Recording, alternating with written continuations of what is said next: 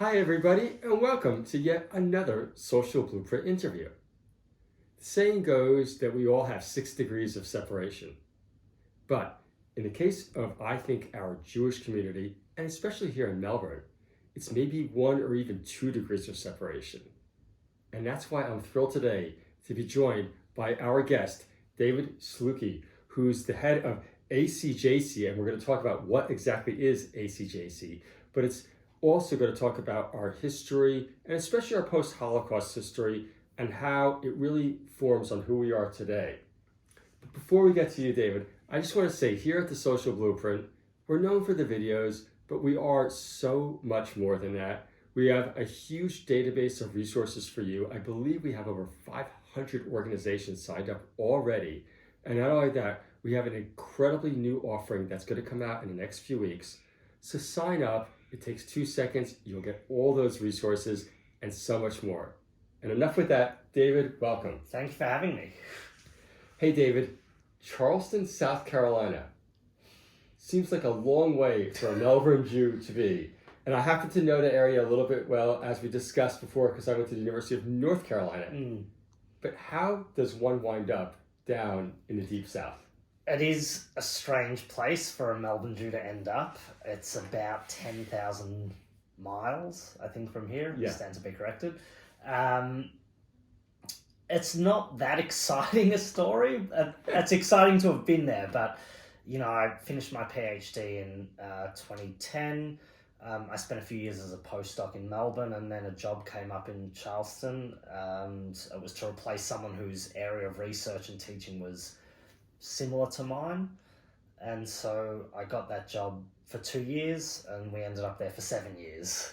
And it was, you know, like, in some ways it's kind of a strange place for a Jew to end up, but not that strange actually, because there's about 7,000 to 10,000 Jews there. And, you know, like, our department was housed in the very center of town with a big sign on the side of the wall that said the Assoc Jewish Studies program, and a kosher cafeteria that faced out to the street, Marty's place.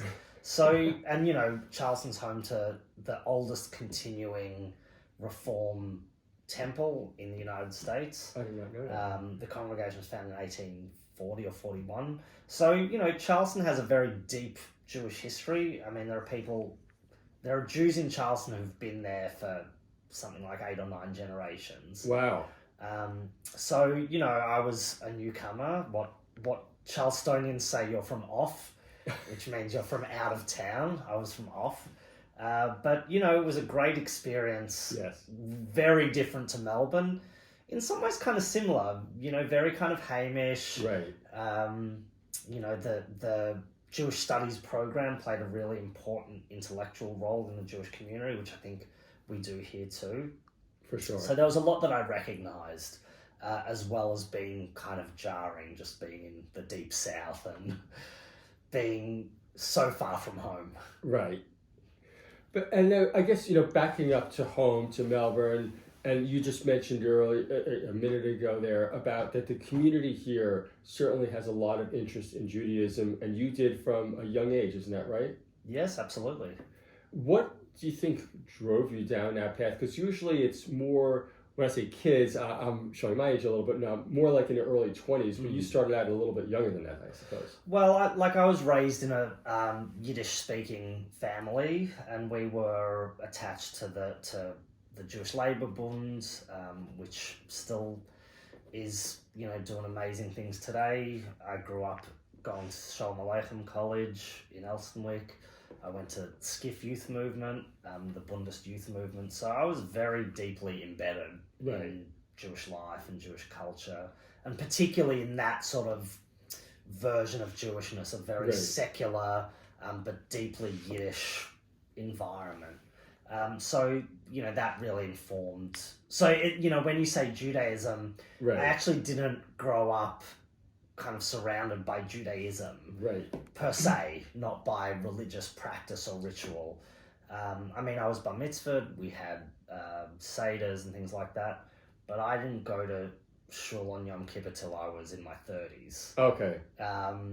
that kind of wasn't the experience that shaped the sort of Jew that I was. We had a very thick way of being Jewish, Right. sort of described as a thick way. That is like, there's something meaningful to hold on to. It's grounded in Jewish language and texts and literature Right. and history and culture. But we weren't shul-going people. Right.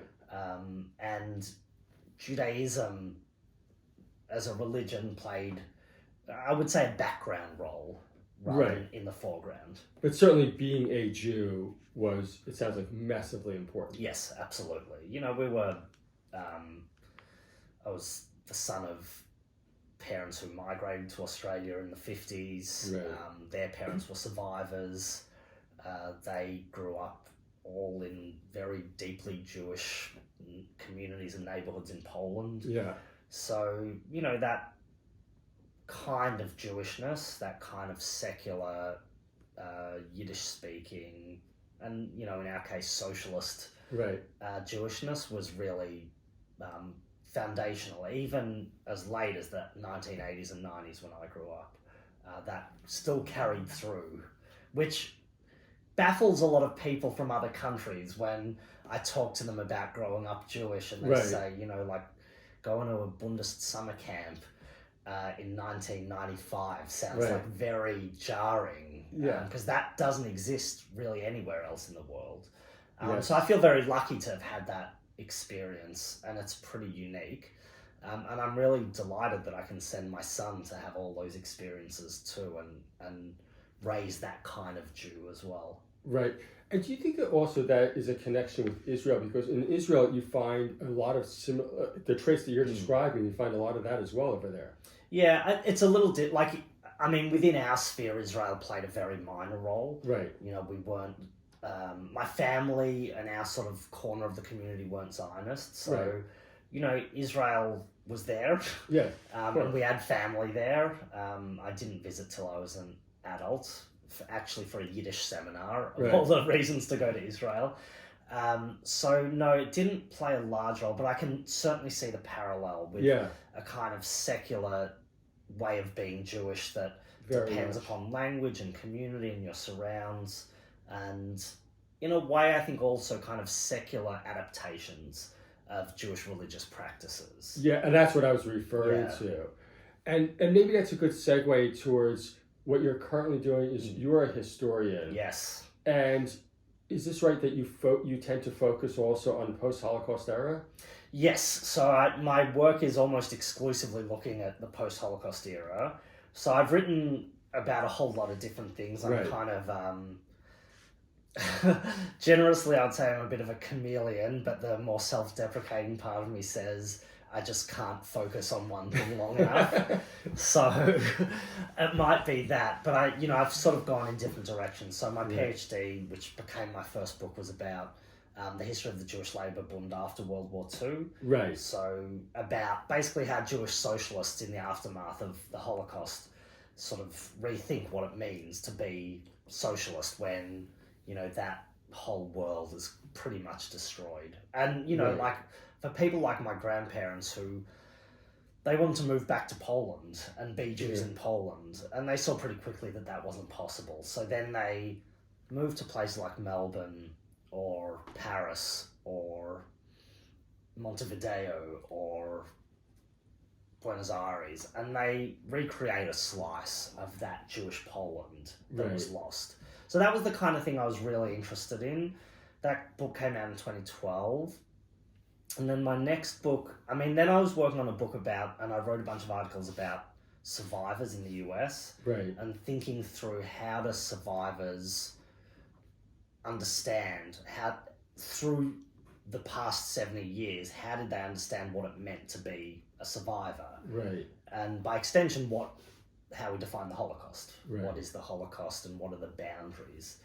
But then my father passed away at the end of 2015, and I was in Charleston, and, my father and I were very close. Right. His father passed away when he was about the same age as I was when he passed away, and I began to see all these parallels. So about 6 or 8 months later, I started writing a book that started out about my dad and his dad. Okay. And it became a book that was much more about the trajectory of Jews in the 20th century and kind of stories that didn't get told as much. Okay. So, for example, the story of Jews in Poland in the early 1900s, Right. about living as a Jew or experiencing World War I in Warsaw in that period.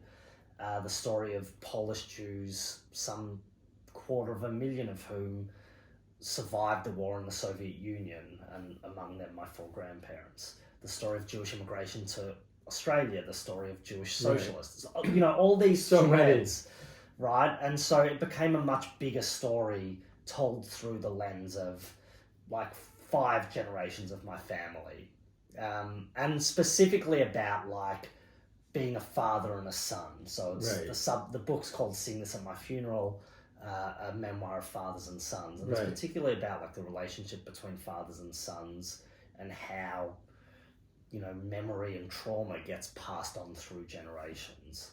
So that my other hustle was actually quite different, which is about Holocaust humor. Okay. And that was just because I really like sitcoms and I have a really stupid sense of humor. And it occurred to me at some point in about 2011 or 10 that Curb Your Enthusiasm just had a lot of Holocaust jokes in it. Yes. And then I couldn't stop seeing Holocaust jokes in sitcoms. So then I started writing about sitcoms and, the sort of ethics of Holocaust humor. Right. But also just more generally about like representation of Jews in comedy. And that became my teaching area. So We're certainly disproportionate. Yes. Well, that's part of the point, right? In one estimate said in the 1970s, something like 70% of professional comedians were Jewish in the United States. Wow, okay. Right, so... It's not just Jerry Seinfeld, everybody. No, it's way more than that. So, that's been a fun and interesting project. Now I'm writing a book about The Nanny, the sitcom. Yes. Diana Freshner? Fran Drescher, who in 2023 is now also famous as the head of the Screen Actors Guild. Okay. And is making fiery speeches about their strike. So, like my research has gone lots of different directions, but broadly speaking, I'm kind of interested in like how Jews in the aftermath of the Holocaust have sort of reimagined what it means to be Jewish. Yeah. In light of the Holocaust, but also in light of the world that's changing constantly around us. Yeah, that's interesting. And I have one quick question that comes to my mind. Obviously, you spent a lot of time in America, and I'm American. The post-Holocaust Jew in the U.S. versus Australia, do you have any quick thoughts on how they are maybe different? Yeah, they're quite different in lots of ways. I mean, you only need to look at the different waves of immigration. So the critical mass of Jews in the U.S. arrives between 1881 and 1924, when the borders ostensibly closed. Yes. Well, and most American Jews trace their lineage back then. It's something like 2 million or so Jews arrive in that period. And then immigration slows to a trickle. And there are a couple of waves. There's a wave of survivors, about 130,000 after the war, to the US. There's a wave of Jews from the former Soviet Union. Right. And there's a wave of Persian Jews. But for the most part, that like huge wave, every year 100,000 in the highest periods, that slows to a trickle. So American Jews within a generation really become much better integrated. So by the time the war finishes, we're really a generation removed from the arrival of immigrants, and the children of immigrants become very deeply Americanized and go on to do things like, establish big movie studios. And so they're much better integrated. When Holocaust survivors and refugees come to Australia after World War II, they really reshape the community because the size of the community basically triples with their arrival. Whereas in the US, the survivors were a drop in the bucket. Yes, and not only that, I can add that they seem to stick to themselves. In Australia. In the US, in terms of the Jewish community itself, they stayed very survivors, positive. Yes, it's true. Survivors in the US, both as a choice because let's face it, when you experience that kind of trauma, Right. no one else can really understand that. And No. so you find people with similar experiences. And also the way migration works is that you follow people you know. Okay. So that's one factor. But another factor is because, particularly like in Melbourne, Polish Jews become the dominant kind of group by the end of the 1950s. And they come to kind of like take over as heads of organizations and institutions. And so that kind of Jewishness that, remember I talked about like being raised by, my parents being raised by Polish Jews raised in the interwar period, right? This is the generation that comes to like take over communal institutions. And there's this particularly fiery political brand of being Jewishness in that era that they're raised that also shapes the Jewish community here. So there's these like political and cultural fault lines in the history of especially Melbourne Jews. It's a little different in Sydney because of where migrants came from, but that really shapes the Australian Jewish world in a way that the US was pretty settled by the post-war period. I see. And actually that for those Jews, that was a period of upward mobilization, of entry into American society. Massive entry into the GI Bill, which, you know, gave returning servicemen and women, particularly men, benefits like cheap mortgages. You know, that really allowed Jews entry into American society. They could buy houses now more easily. They could go to university.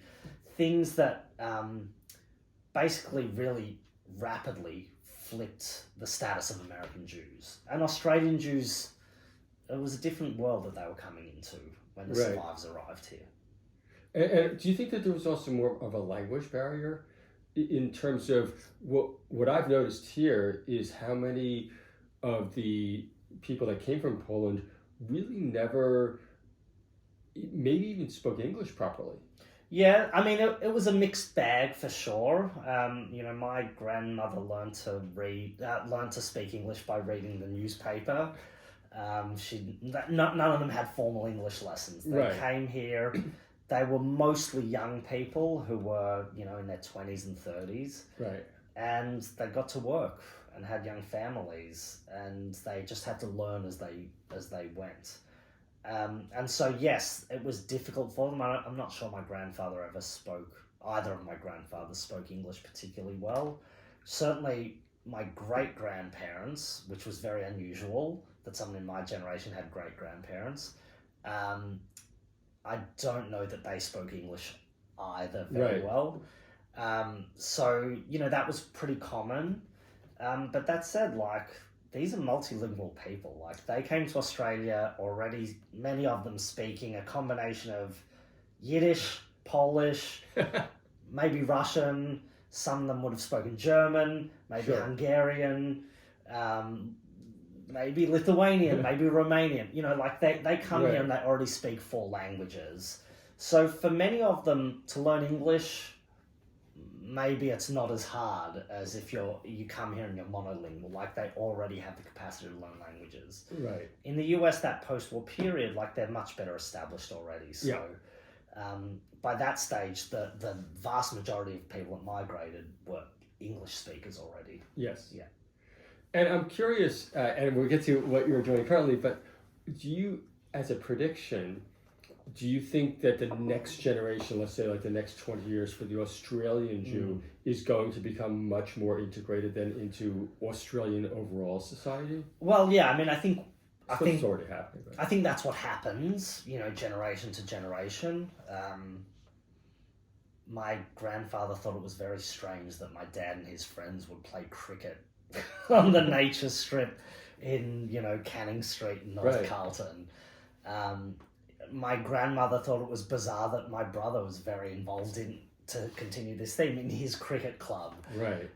She used to say he's so Australian. So, you know, I think that's part of the process of immigration, is that, you know, subsequent generations come to be more deeply integrated for a variety of reasons. They go to school with Australian kids. Sure. They play sport in teams. They're much more exposed, particularly in the world we live in now with digital media and social media. They're much more exposed to Australian life and culture.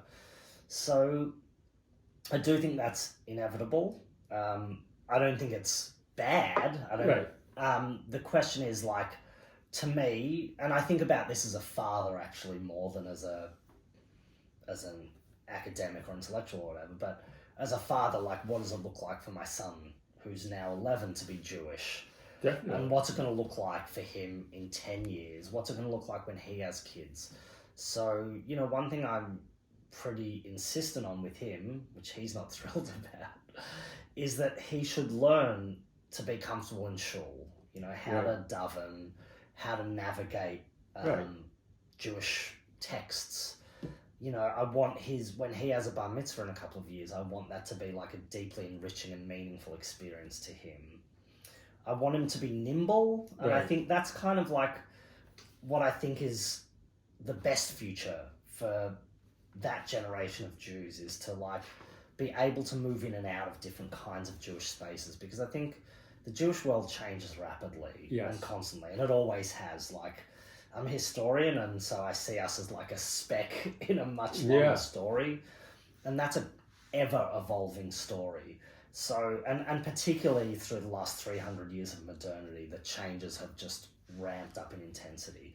So I think we all need to have a bit of flexibility and be able to kind of navigate the way things change, whether it's because of technology, whether it's because of mobility. We just need to teach our children to, be able to move through different kinds of Jewish worlds comfortably. Yeah, and also, I suppose, when we think about it, and just back up to the mathematics behind it, we are a very small population. Yes, we're a small population, but, Melbourne Jewry is somewhere over 50,000. Most Jewish communities in the world, like if you take it at local level, there's a few that are bigger, but if you go to like I lived in Charleston, South Carolina, and let's take that as somewhat representative of like all these Jewish communities dotted around the United States. Most of them aren't as big as Melbourne, like Los Angeles, New York, Philly, Chicago, Miami, and that compromises a big portion of the Jewish community. But Melbourne is like very robust. Yes. Sydney too, by the way, which is similar size to Melbourne. Like, they're very dynamic, robust communities. Like, I think, we're small, but don't sell us short, because I think Melbourne is a globally significant Jewish city. Oh, absolutely. And I think Australia generally is globally significant as a Jewish population. I think distance has meant we don't get the credit that is due. But I think about some of the incredible cultural activity that goes on. I think about the breadth of day schools and the just sheer breadth of congregations. And there's a lot going on here. There's something for almost everyone, no matter where you fall on the Jewish spectrum. And I think that's a pretty special thing to have. Oh, I believe that there are over 50 shuls in the Melbourne area. Right, of all stripes. And so, if you're not satisfied with that shul, you can walk 3 blocks to the next one. And you can, I see it now, like now I go more frequently to different shuls and I poke my head in for various things, and which was never part of my practice, but it's amazing seeing people shul hopping from one to the other. And I think that's these things are pretty remarkable. But like the other thing I would caution is I think there's also like a critical mass of young Jews who maybe don't find satisfaction in institutions and in brick and mortar buildings. And one of the things I think we need to be, again, nimble with is like thinking creatively about how to engage those Jews. One thing I hear a lot is from Jewish organizations, how do we engage young people? Yes. And one of my feelings is it's not about giving a program in our space that we think appeals to them. It's more about going out and meeting people where they're at and not thinking that the 4 walls of our building is the thing that's going to draw them into being Jewish or draw them into Jewish engagement. It's actually sort of thinking outside, like literally outside the box, Right. Outside the buildings, and sort of figuring out what is Jewishly important to different kinds of young Jews. And Jews are not, as we know, not monolithic. Like, Yeah. Jews are frum and secular, and they're Zionist and non-Zionist and anti-Zionist, and they're All at the same time. Right, they can occupy all these different complexities. And one of the dangers is flattening and thinking we need to think of Jews as this one thing to engage. But I do think when I think about the future for young Jews, it's going to be things we can't yet imagine, because young people are so creative and interesting, Right. and smart, and I teach them, so I know. I'm going to get to that. And so I think the future's pretty bright. I think there tends to be a lot of hand wringing, but I actually think young people are all right. Yeah, and that brings, you have a very unique perspective. You're at Monash University, you're teaching, and I think when you're referring to the people, where meeting them where they're at, I think that age category of 18 to 30 years old is an especially important catchment, because you're making those big life decisions, your partner, your job, so forth and so on. And it's a tough kind of age group to capture, because their priorities, maybe many of them have been through Jewish schools, maybe not, but when they get to uni, they're exposed to the wide world. Right. And then they have all these different priorities, like getting a job, building a career, and maybe Jewish engagement as a priority falls down the list. And so this is one of the things that we need to be conscious of, in that age group between schools and youth movements, right, and having kids. How do you capture that generation who are, figuring 20s, right? That's a tough decade. And you're making these lifelong decisions that are huge. Exactly. And so I think that the idea of what kind of Jew do I want to be, that's maybe not at the forefront in that period of one's life.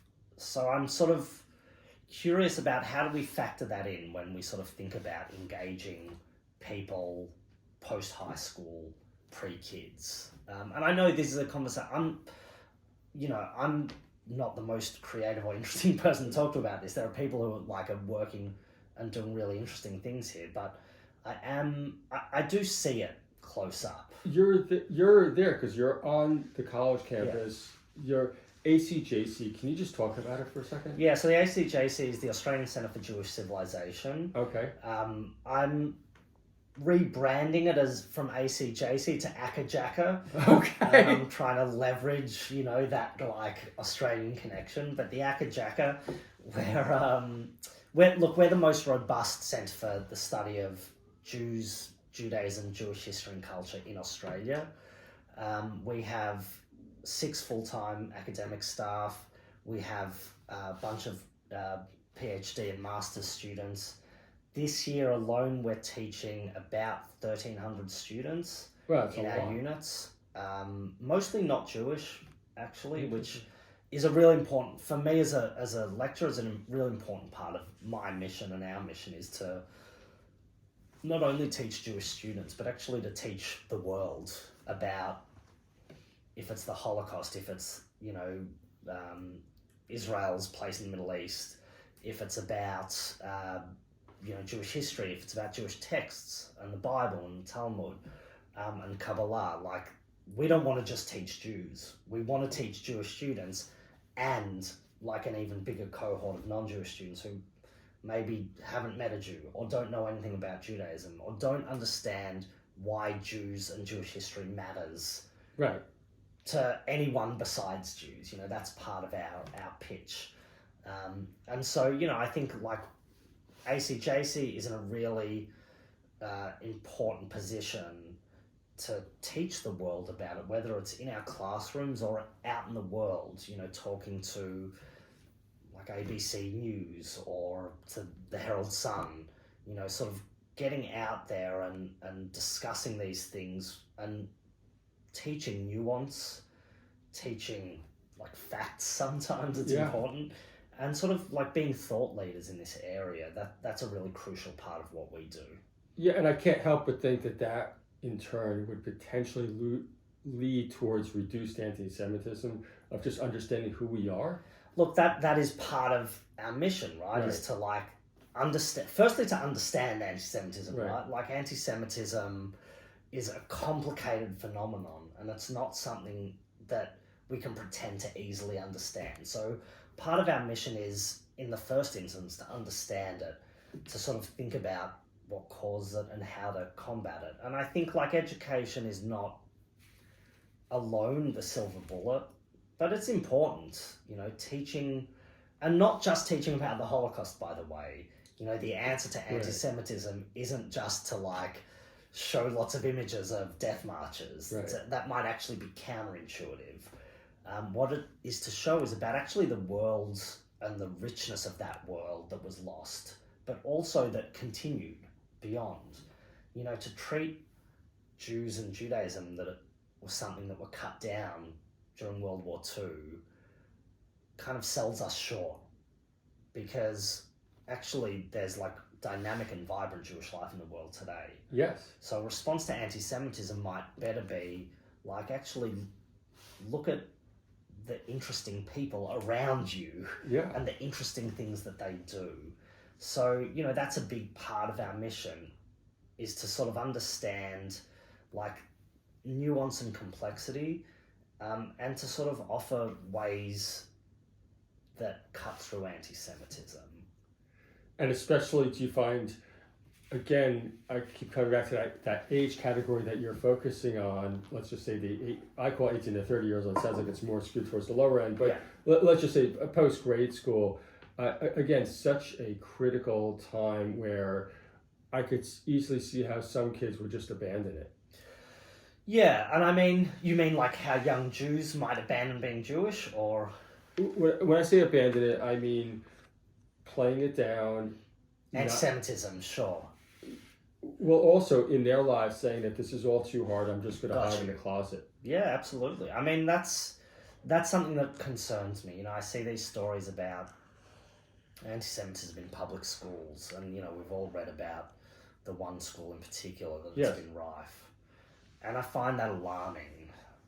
I find it alarming, the idea that Jews have to hide being Jewish, that they're vulnerable because they're Jewish. And, I think it's something we need to better show the impact that has on young Jews, on the Jewish community at large. Like, I get anti-Semitic fan mail. I got some last night.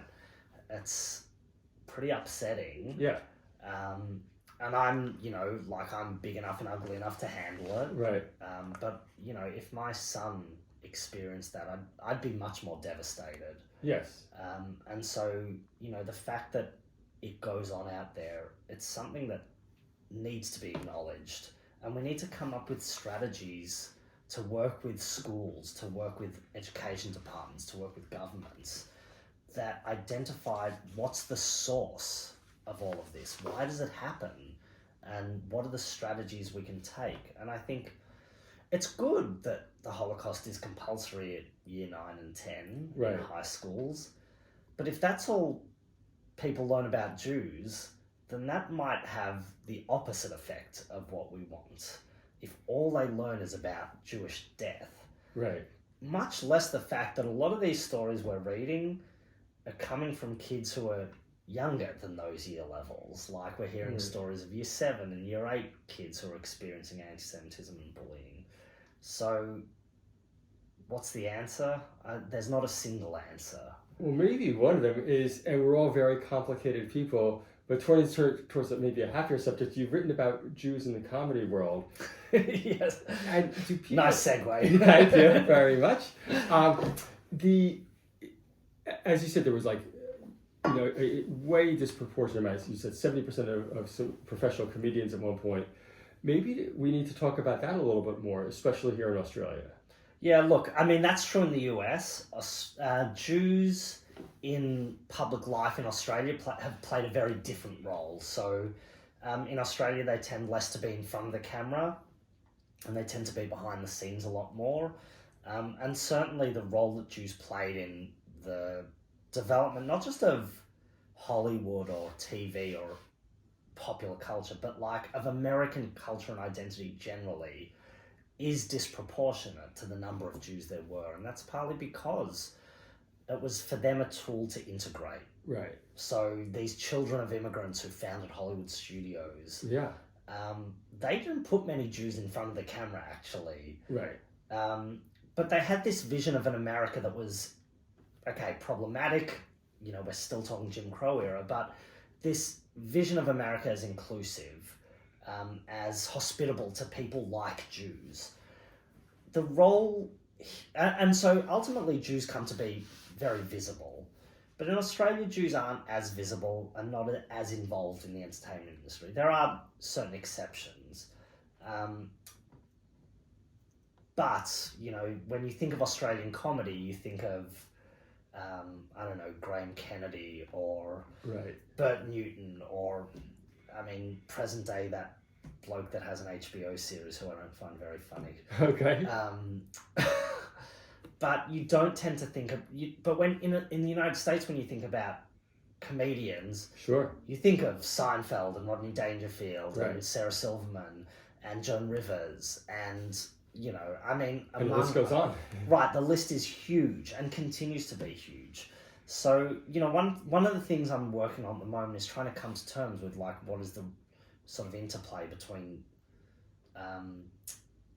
Jewish culture and Jewish integration into Australia, and connected to that is like the role of Jews in Australian culture. This is like the very beginning stages, but you know, it's quite different to the US, and obviously very different to Israel.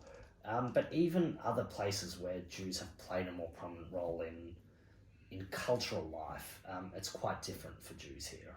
Right. David, I know that we're running over time. We're well over time. Sorry, I'm having too much fun. Me too. In conclusion, if there's 1 or 2 points that you want everyone to know, what would they be? Well, you know, one thing is I would be derelict as director of ACJC to not say, please, you know, go on our website, sign up to our newsletter, because, you know, we do offer just a huge variety of different kinds of programs. Most of them are free, and mostly they take place at Monash in Caulfield. And, you know, we bring the most, like, interesting, dynamic, cutting-edge scholars from overseas. We showcase Australian Jewish life and culture. And in general, like, we have master's and PhD programs. So if anyone's thinking of that, we offer a stream in Jewish cultural practice. So if there are any like people doing interesting Jewish art and culture that want to also marry that with scholarly work, we have brilliant programs in that. So, you know, that's one thing I want to shout out. And the other thing, I would be derelict to my publisher if I didn't plug my book. Go for it. My book. So Sing This at My Funeral. You can find it in Australia. You can find it on Amazon. That's probably the best place. You can go to a local bookstore and ask them to order it in. But Amazon, you can get it tomorrow. So for better or worse, right? The big evil company. And the more recent book is called Laughter After, which I co-edited with a couple of colleagues, and that looks at humour in the Holocaust. So go check those out. And yeah, come and join us in ACJC for our programs. Come study with us. We just, you know, want people to like get the benefit of all that we have to offer. Fantastic. David, thank you so much. Thank you so much. Really appreciate it. Bye-bye.